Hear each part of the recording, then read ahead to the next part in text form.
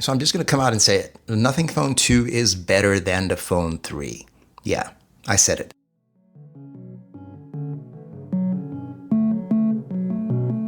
And no, it's not clickbait. I genuinely think the Nothing Phone 2 is a better pick over the Nothing Phone 3.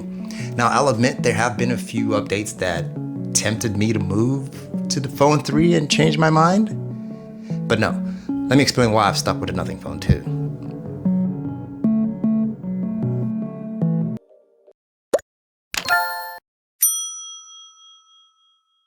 Okay, let's get the obvious stuff out of the way. Yes, on paper, the Nothing Phone 3 smokes in terms of spec battle the Phone 2. It does have better f-stops, 3x optical zoom, a bump to the selfie camera, which now does 4K at 60 FPS. In terms of chipsets, it's rocking a Snapdragon 8S Gen 4 versus the Gen 1 on the Nothing Phone 2. Build quality, Gorilla Glass 7i compared to the Gorilla Glass 5 on the Nothing Phone 2, supposedly more durable, but glass is glass and, blah, blah, blah, glass breaks. Now, when it comes to the screen though, I wouldn't call it a clear win. Yes, it is higher resolution, but the Phone 2 rocks an LTP AMOLED display that can dynamically adjust from 1 Hz to 120 Hz, which indicates better power management, especially when you're using or browsing situations that don't require that much frequency on your screen. Minor, but it's there. The Phone 3, on the other hand, has an OLED which switches between only 60 and 120 Hz, but it is brighter and packs a slightly higher pixel density, but that's not enough to tip the scales for me. Bottom line, I think they just sold out. What happened to the nothing philosophy that drew us in from the start? The outstanding design, the decent functionality at a great price. And what the hell happened to the Glyph? Okay, I'm getting ahead of myself. Let's rewind a bit. The reason the Nothing community grew so quickly was because they offered something different. Functional tech and a standout design. That transparent retro look with visible internals and those oddly satisfying LED glyphs made the phones instantly recognizable and turn heads. You could walk past someone using the latest iPhone and they wouldn't even blink twice. But if they had the Nothing phone, heads turned every time. Conversations, what is that? And whenever you responded, it's nothing, it was a classic. Whole 3-hour conversation could start after that. It was brilliant. The Phone 1 was an instant hit. Stylish LEDs, solid performance, and a design that turned tech into conversations at every point. The Phone 2, better specs, more polish, same bold formula. It worked beautifully.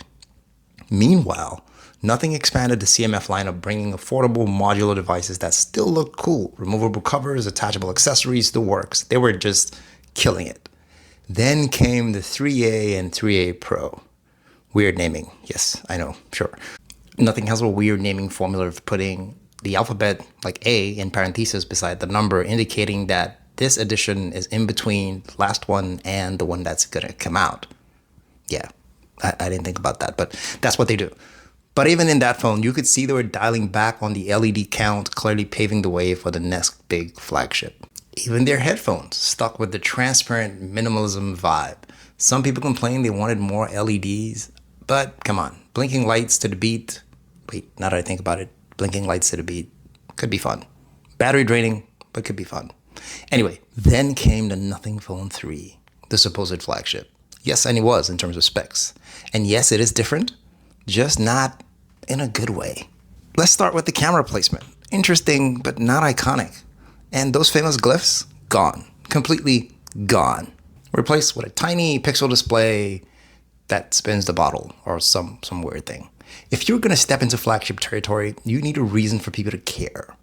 The Phone 3 gives you flagship specs you can find from other brands in the same price range, but it lost the very identity that made Nothing something. Why did Nothing replace the Glyph interface with the dot matrix display? According to Calpay and a few interviews, there were 3 main reasons. First of all, functionality. Some users found the Glyph confusing and underutilized. I agree that it is underutilized. So the dot matrix display was supposed to make notifications more visual and easier to interpret? How? Reason 2, design evolution. They wanted a more mature aesthetic, less flashy, more flagship. I think they should have flipped that around. It should be more flashy even less flagship, because let's face it, most people don't use all the specs on their phone, and those processors are only getting faster and stronger to run multiple apps, but most people use 2-3 apps at any one given time. Reason 3, developer integration. Few third-party apps made full use of the Glyph system. Uber, timers, and so on. So they decided to pivot. But here's the thing. None of those issues were actually fixed on the Phone 3. And to make things worse, it launched at a higher price point than the Phone 2. Much higher. This was supposed to be Nothing's first true flagship, but yet compared to the OnePlus 13 from 2024, who the CEO of Nothing, by the way, used to work at that firm, same price range, same target market, the Phone 3 falls short in nearly every category. Display, camera, battery, and even looks, I dare say. Okay, let's be honest. It's not ugly. The Phone 3 isn't ugly. It just looks, odd, slightly confused. Ironically, it does match the Nothing Headphones 1 aesthetic. So there is some consistency across product lines with the white trace lines inside. But is it appealing when you look at the phone's Nothing 1 consistency across its range? When you put the Phone 2 beside it, the difference is clear. The Phone 2 still looks iconic. It is striking. It looks amazing. It's simple, transparent, recognizable. The Glyph interface is still unique in the smartphone world, so why abandon that language instead of evolving it? I imagine if they made the Glyph more customizable, maybe even RBG like the 3A series, okay, maybe that's going more into ASUS ROG territory. Or open the API a bit more for app integrations, which shouldn't be too hard, I guess. If they kept refining it, developers and Nothing community would have taken it even further. In fact, I dare say even with the limited functions it had, it was acceptable. It just needed to get better over time. The Glyph design definitely still had a lot of life left. I would have preferred if they had improved it instead of replacing it. They could have easily kept both, the dot matrix for mid-range phones and the Glyph for the flagship line. That's just me thinking, what do I know? So please, Nothing, bring back the Glyph for the Phone 4. And this time, give us real flagship specs. Or, if you're not going to give us real flagship specs, give us a decent price. But they did kind of course correct on the price thing, because I'm not sure if that offer is still on, but if you did own the Nothing Phone 1 or 2, you could go to the website and put in your IMEI, and they would give you a massive discount, which would bring it down to the original price of the Nothing Phone 2 in certain regions. But too little, too late, in my opinion. And I know what some of you are thinking. Yes, other firms get away with it, like Google, who can get away with giving you a weaker Tensor G5 chip because the Pixel 10 is powered by Gemini AI. It's the smartest phone around, pretty much. It was the father of AI in phones, but Nothing doesn't have that luxury. The Phone 3's main unique feature other than Nothing OS is the dot matrix display. And even that feels outclassed. The new Xiaomi 17 Pro rear display blows the iPhone 17 Pro away, more or less compared to the Nothing series. Carl Pei said the Phone 3 is mainly targeting Gen Z, but doesn't that alienate everyone else?